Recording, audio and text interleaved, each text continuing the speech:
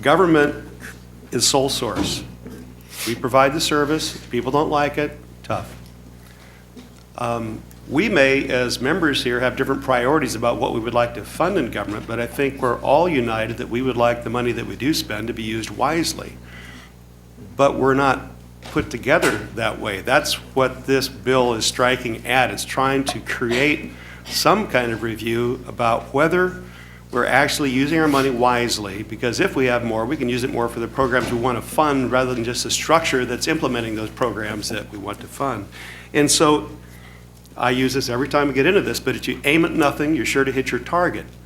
And so when we don't have metrics to analyze whether we're actually doing what we believe we're supposed to be doing, we can't assess it to see if we could do it more efficiently and save the money, and that's why I asked that question I knew you couldn't answer, because we're not solving for that problem. And yet, through this bill, we're asking the Department of Finance, we're asking the governor through his different departments to do that.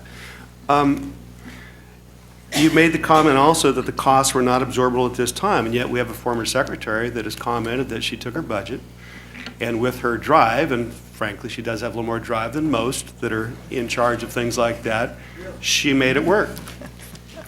And I would say also, and I think there's a little bit of testimony on that from Ms. McPeak also, in the 90s unsuccessful, it did not have the institutional buy-off.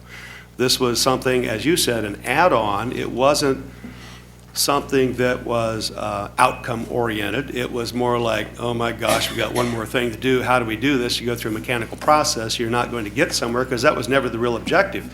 This is a cultural change of how we go about, with the billions of dollars entrusted to us, making sure we know what our mission is, and then whether we've hit the mark or not. And if we can do it more efficiently, or if we can save some money that can be either given back to the taxpayers, as we would like, or to fund another program that others would like, or maybe we would like, then that's there. But right now, we've created sole source. We've created no competition. We don't even allow, contracting out state services that brings that market for us. In the business world, you either stay in tune to what the market wants, or you go out of existence. Well, we can't go out of existence. We're the government. There's some that would like us to go out of existence, but that's another story.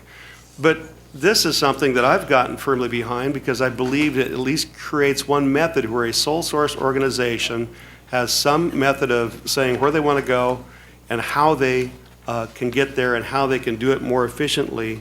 But just tracking whether we spent more than what we thought we would spend, or we spent less than we thought we would spend, rather than what is it we're trying to do, and can we do that more efficiently? I think we're missing the mark right now. That's why I think this is so essential. I didn't mean to take so much time on it, but I think it's very important. You can't score what you don't know is out there if we're not even trying to solve for that problem, and we are not. This will hopefully get us in that direction.